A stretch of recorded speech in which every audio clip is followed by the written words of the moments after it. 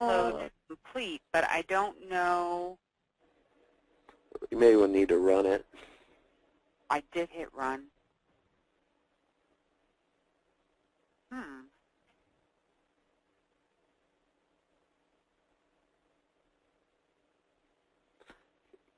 I guess I have to try again. I mean, it says download complete on my screen, but it's not doing anything.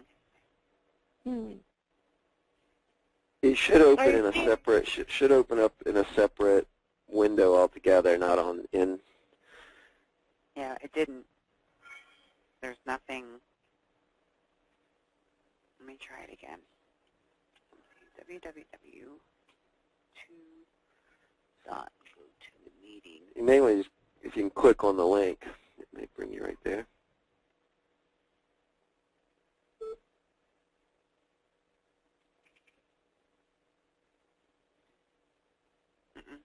No, it's not a link on my end that you can click on. Oh. In the email. On the email didn't give you a link? No, because I'm in the email now. It's all black and white, and if I try to click on it, it's just as if it's text. Yeah, your email went over as text. I'm gonna send it to you again. It's coming your way.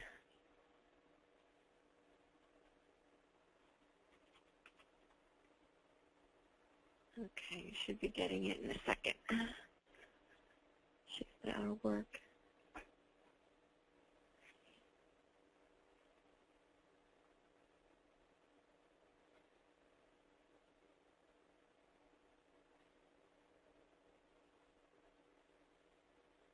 You can go to the GoToMeeting site and type in on the left. It'll say join a meeting. Oh, that's true. Okay. If all your emails come over as text. All right. So we want to go to www.goToMeeting.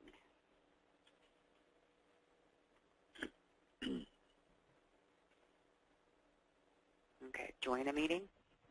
Correct. Yeah.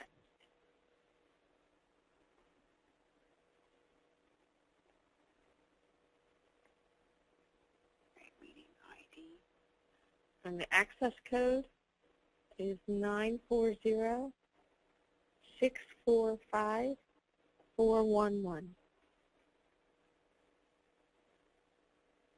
Okay, so click run when prompted, launch GoToMeeting, initializing.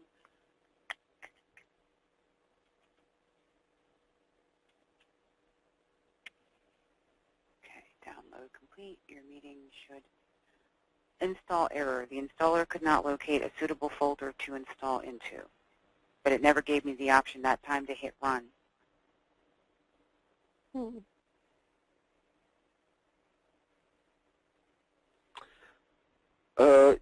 Are you on Windows 7 in IE9, Internet Explorer 9?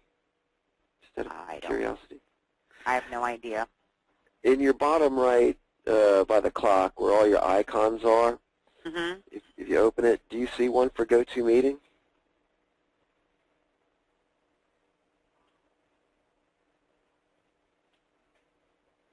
It'll be a little orange circle flower thing. No. I've never had this problem before. Yeah. Now, you're not on a Mac, right? It is a PC you're on, correct? Yeah, it is a PC.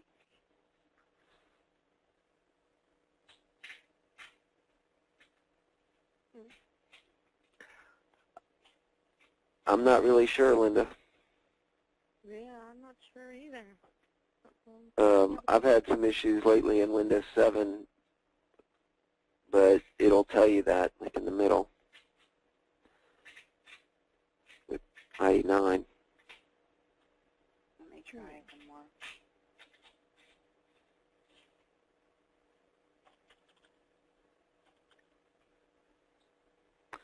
Did it give you the option to save it instead of run it? Just run. No, it just says click run when prompted, and it says launch GoToMeeting. So I hit launch, and then it's launching application, go to meeting, starting, joining a meeting. Your meeting should start in a few seconds. And then an install error box comes up, go to meeting. The installer could not locate a suitable folder to install into, but it doesn't give me an option to hit run. Right.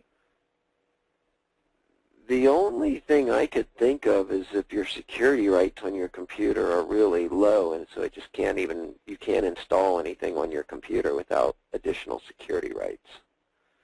So therefore, it can't find a folder to put it in that your security rights are allowing it to. That would be the only thing. That's the only thing I can come up with. That doesn't make sense. I've done go-to-meeting stuff before. You have. We've done one with Dean the other day with Sirius. On that computer, and it worked fine. Yeah. Yeah.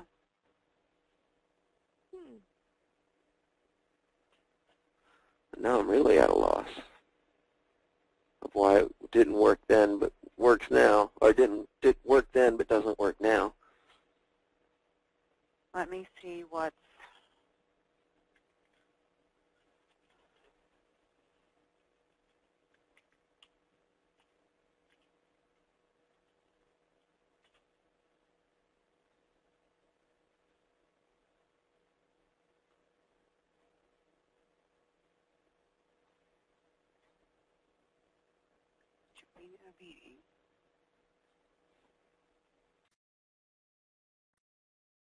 the address. Yeah, this field is not for the address. This field defines what address is there.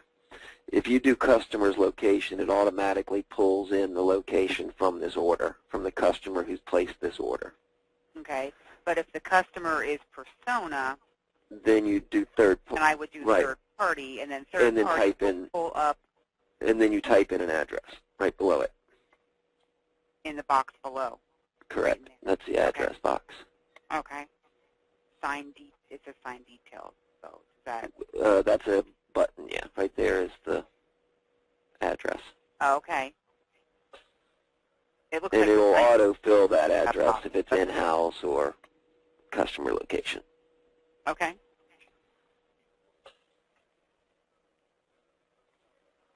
Okay. Sign details.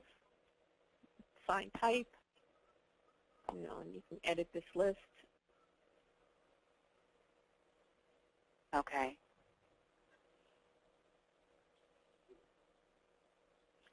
So in sign type, the only thing that's there is pylon, or you can enter whatever you want it to be. Basically, remember, this is set up for everyone to use, not just for one shop. So all these lists need to be customizable to what you do. Okay. And so all the lists you should be able to go in and edit. Okay. That works. Okay. And here, basic sign information, right above ground, and any other descriptive information you'd want to put. Okay. Your sign size, height, width, pylon details if you need them. Now those fields can be left blank if need be, because a lot of times the survey is to determine those sizes. We don't know them. That's correct. Okay. Now, is there anything that you can think of that we might need to add here, or do you think that this pretty much covers it? I think that covers it, because there's a couple other things that go through my head, but you can type them into description. Okay. Like, is it a damaged sign? Is it to replace the faces? Is it, a couple different things, but that can all be put in the description. We need to survey this pylon sign in order to secure the pole, or relocate the sign, or repair whatever damage if it was hit by a truck, or that kind of stuff. Okay. Okay. Location information, if you have a particular contact number at that location. Okay. If it's, a closed location and you have, certain timetables for access to it, you can put that information in there. Oh, okay, cool. Okay. Now, can you think of something else that we might need to put there, or maybe our terminology is incorrect? I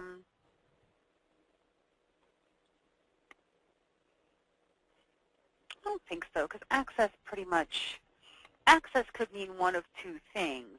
Some of our guys are going to look at that as access to the, I think they could probably figure that out. That terminology is not, I mean, we use access for a different word, is there access to get behind the letters? Is there, not so much for the location, but it'll work. It's not like Should we just rename that location access? Would that be easier? Either that or location hours, Okay. business hours or something to that aspect, I think would make a little more sense. Because for the most part, they're going to figure it out, but for the most part, that word could be misconstrued to a couple other things in the business.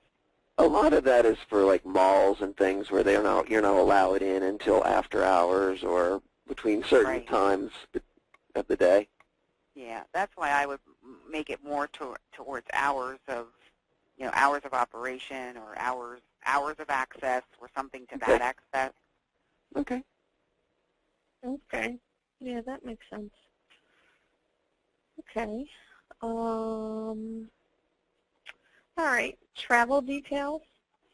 This would be, for your crew going out there.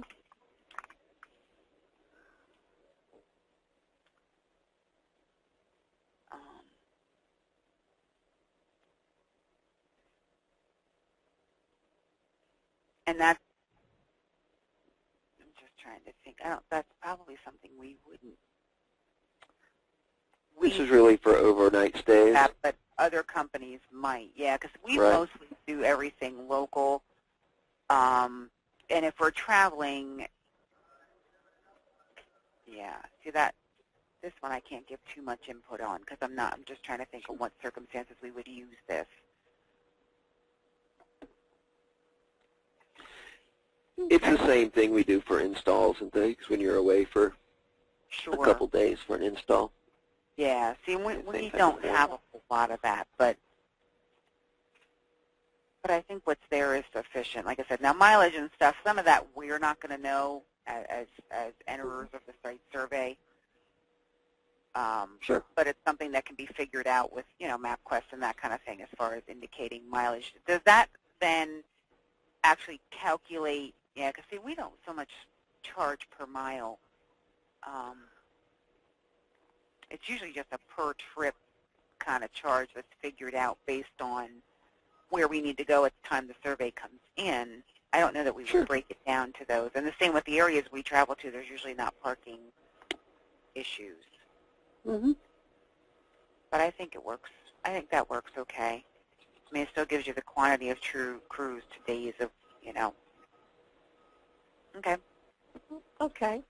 Now we have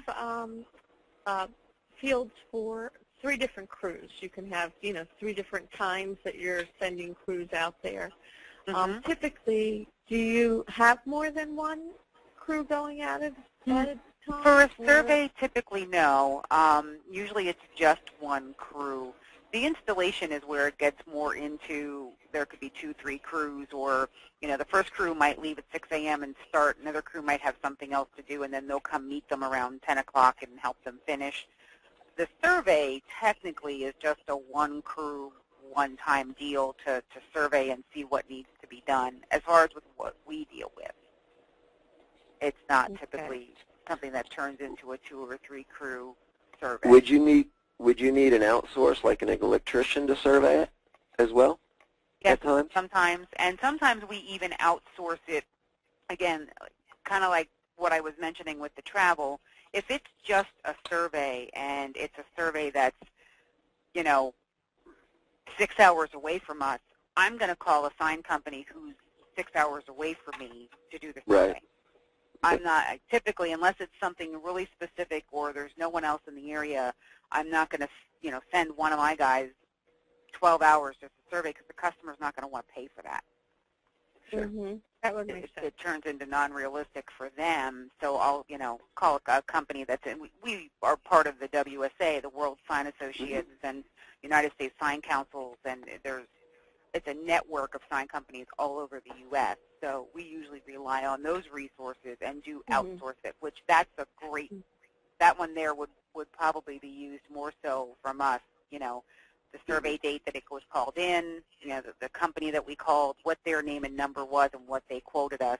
That there is perfect. Great. Okay. Do you feel like we could remove crew 2 and 3? Or for me, you could. Is it, you could? Yeah, for me, you could. I wouldn't need those on there. Okay. All right. Survey date, that's obvious. Survey time, if there's, a time that you would have to do that. Travel time takes to get there. Right. And some of that would be filled in after the fact. Correct. Not so much before the survey's done. I mean, we would create Correct. the site survey order, but some of the rest of that would be filled in after the fact, which would be handy. Correct. Okay. And then here's if you need any equipment, if you needed a bucket truck or anything. To do the job based on the survey, or what we need to use for the survey? Which you need for the survey. Okay. And then you edit, again, that's editable to whatever equipment you want to put in there? That's correct. Those are separate equipment parts that have their own cost, etc. So if you add a part to it, it would show up in that list. Okay. Yeah, because we have different, like I said, sometimes we might need our Stinger, which is, 147 reach versus our 40-foot standard crane. So. Okay. And then on crew notes. Now, on the right-hand side, I'm going to let Rob go through this because he's the one that understands how this will work as far as editing it to customize to your particular needs. Okay. Rob, you want to explain the right Sure. side? Basically, looking at different clients, there's a lot of different things people look for, depending on what kind of jobs they do, etc., on these site surveys. To try to get something that works for everybody was pretty difficult. Right. So what we did was we created a number of fields that you can customize to whatever you want. Such as, so this road access with a list of, do I have road access? Can you give control? Oh, Linda? sure. Yep. Give mouse and keyboard. Okay. So you basically have a question and then some things with list to answer those questions. And this list is editable. You can just kind of go in and change whatever values you want in there. And so we created 3 lists and then 3 memo fields. One, both for location fields, more in your electrical side of things. Okay. And one on the other. Just basically whatever else may need to be called. Existing signage, existing colors, and how these can be edited is in the parts, kind of in the setup. You have a part called Site Survey. Okay. Pull this up real quick. And we're not completely finished here. Just trying to get the rest of the input to put the final touches on it. Right. But it's done enough to understand what I'm doing, what we're doing. Did it not pull up? It's coming. Our Slow. GPU is slow today. All right. So in the site survey, you basically have a list of fields. Here you can set up what you're calling everything. So you have your 3 and then your 3 memos. These are your defaults. If I wanted to default any of these, I could. Or if I wanted to put an additional note, like in obstruction, if I wanted to say, any more detail that I wanted to put in just to give them an extra note. I'm trying to think of something. Existing signage. Well, if there's a canopy in the way or some type of, depending on. Correct, but if I wanted to lead them more along the way, like electric notes, is there anything that's in here non-electric notes? I could say, wire size, etc. I don't know, etc. with electric notes, and then that will also show up in the order to where when I go to electric, it'll just tell me to type over that. May not now, but there it goes, wires, etc. Yeah. Okay. So Yeah, you want 'cause some of additional that, notes. yeah, because a couple things that could go in there is, sometimes like you're saying with electrical and things like for the survey, there might be a specific, either a data room or electric room or some type of maintenance shed that they have to access in order to turn the sign on or to get power to whatever they might be surveying. Sure. So some of that is stuff that could be entered in there. If it's, like I said, if it's a memo field, that would work. So there's 3 memo fields on each tab and 3 drop-down lists. Reason why concrete form would be under electrical? No, not necessarily. It might be under other. Yeah. Yeah, it could be That anywhere. doesn't belong there, but I'm just being Sure. picky. Same with existing steel. I mean, that kind of stuff, to me, that would be more into other, is there existing steel there? Sure. Are we placing the existing steel? I mean, as far as electrical power lines, are we going to have to work around power lines? Again, where the power feed is. Right, where the power gets turned on. Is there a photo cell? Is it on a timer? Is there an electrician that the company prefers to use or works with? Is some of the things that could be thrown in there. Sure.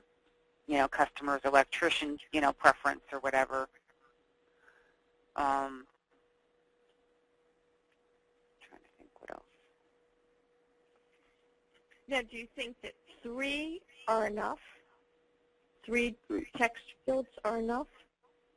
I think so, because like if they're in electrical, you could have power lines. You could get rid of the existing steel and put,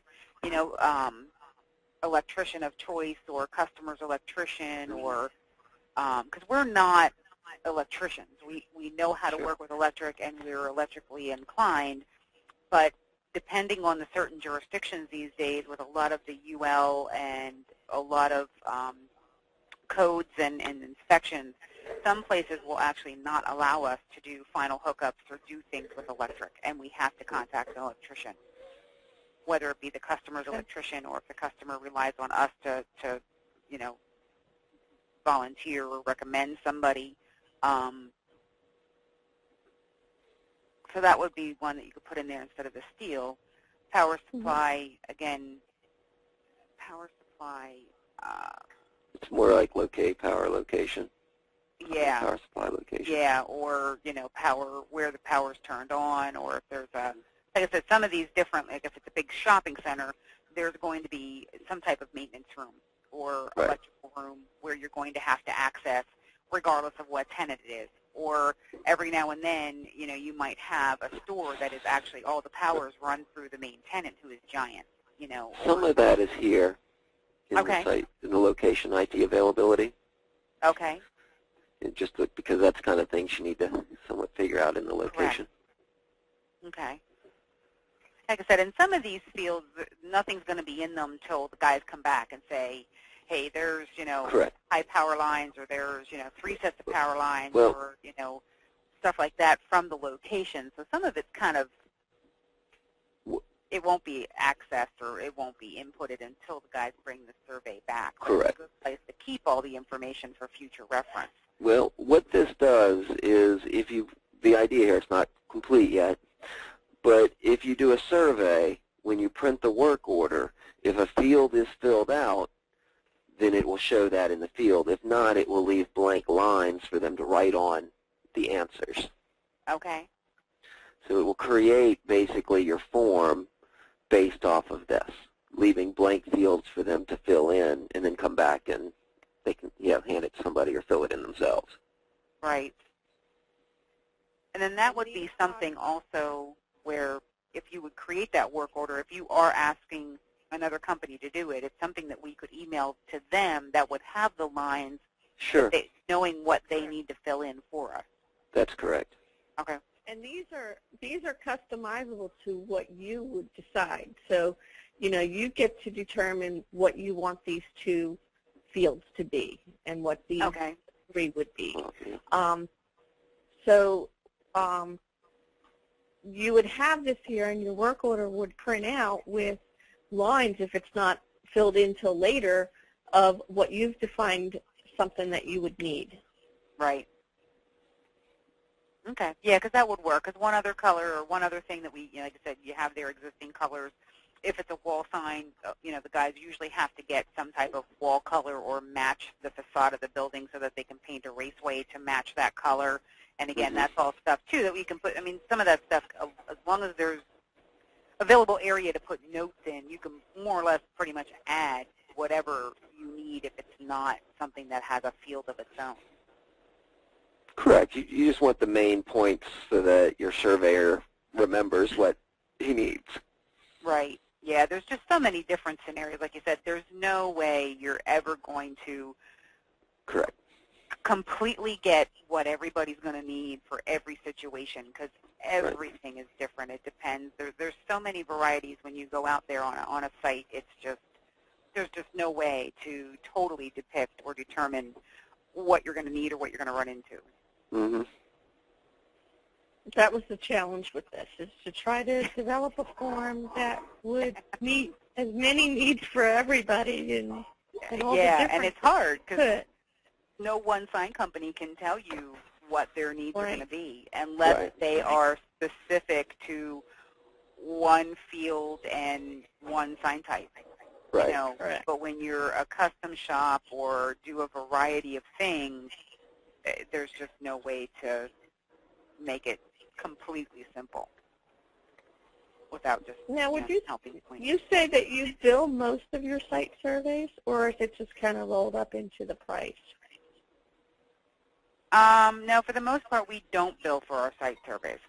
So, if we're doing a site survey for another company, like I said, like Persona or some of your larger wholesale companies that pretty much just make the signs and ship them out, if we do a survey for them, we typically do bill for the survey. Mm-hmm. But at that point, they're asking us to do it. We're doing the survey for them, and they typically send us a survey sheet that they need filled out. Right. And what information they need. So we'll enter it into here, but at the same time, we're resorting back to what they're asking us for, which is a lot of this information, which, again, it makes it easier to put it in when we come back and you know, have it in the computer to send to them. But if it's something for one of our jobs, if I know it's a job that I'm doing and I need to survey it in order to finalize a price or fabrication purposes of what I need to actually build or sizes or determinations of steel sufficient for a new sign, those typically are rolled into the cost of the project. Mm-hmm. You know, unless the customer is telling me, I need you to look at this and give me a price, but I've got 5 other people bidding on it, then I'm going to charge them for survey. You know, with the stipulation where, okay, if you choose me, I will deduct the cost of that survey from your final bill. Right. But if you go with someone else, then you're going to have to pay me for this survey. Sure. So again, the situation just depends on what and who, you know, needs it. Okay. So do you think, in looking at this and thinking about going out on a survey, that this is enough information here, enough fields to put things in, or maybe too many?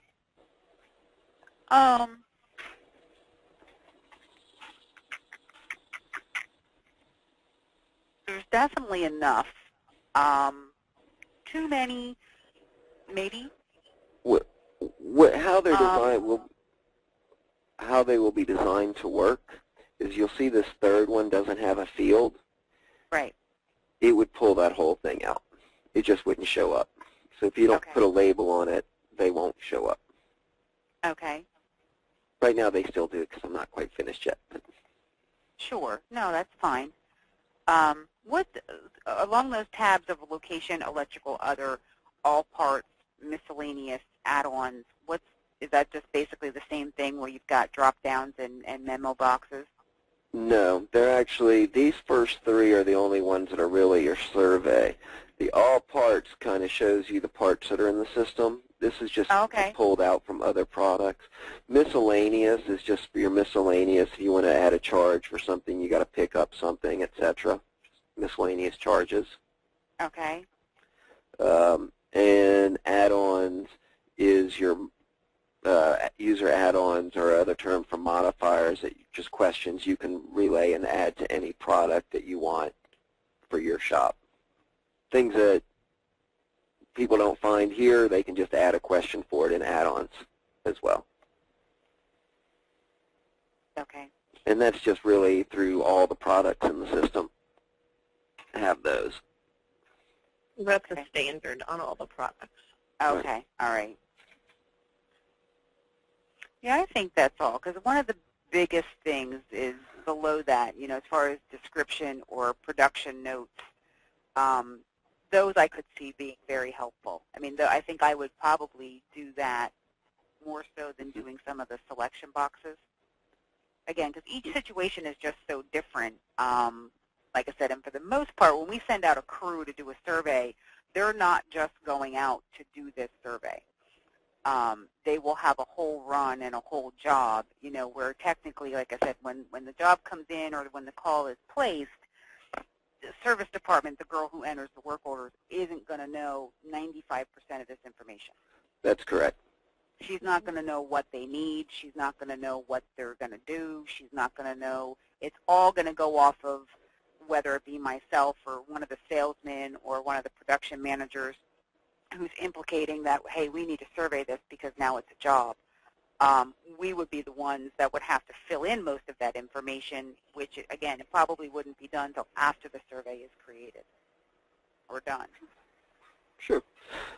Really, the only thing you'd need to fill in my opinion, is the survey location and survey date, and then print it.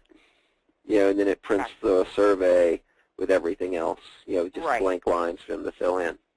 Right, yeah, and the only other thing would be, like, if there are location notes or if there is, you know, information that where they can only get in from 9 to 5, Correct. you know, or if we know that, hey, this sign is 80 feet tall, so you need to take the large stinger.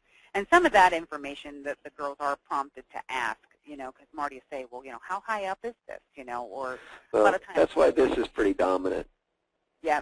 Height above ground, because they may, at least they'll answer that. They may not know the equipment that goes with it, but at least if they have that answered, somebody will. Right, then we can figure out the equipment from there. So I think it's still pretty much direct. I think it's pretty good. It's pretty doable. Good.